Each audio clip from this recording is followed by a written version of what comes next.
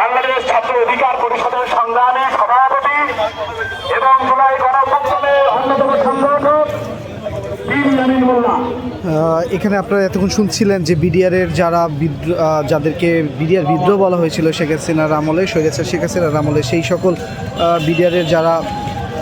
চাকরিচ্যুত যারা ছিলেন তারা আজকে সচিবালয়ের সামনে অবস্থান নেয় এবং তাদের অবস্থানের ফলে এখানে পুলিশ তাদের যে কার্যক্রম রয়েছে সেটিতে আসলে সেটি নিয়ে যেতে সচিবালয়ের ঠিক একদম সম্মুখে অবস্থান না করতে পারে এবং কোনো ধরনের বিশৃঙ্খলা না, সেখানে পুলিশও কিন্তু এখানে রয়েছে এবং তারা স্ব অবস্থানে রয়েছে এবং বিডিআররা তাদের 8 দফা দাবি জানিয়েছে এবং তাদের দাবি মেনে নেওয়ার জন্য কিন্তু হাসনাত আবদুল্লাহ কিন্তু এসেছিলেন এবং সেই সাথে আমরা দেখেছি তাদের যে স্লোগান, তাদের যে আন্দোলন, সেটি তাদের যে দাবি সেটি মানার জন্যই এখন পর্যন্ত কিন্তু এখানে অবস্থান নিয়েছে সকল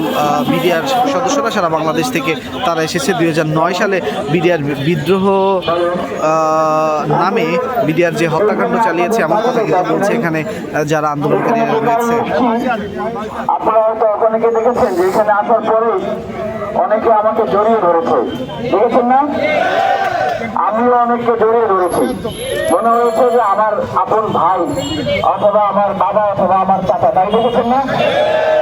বলতে পারেন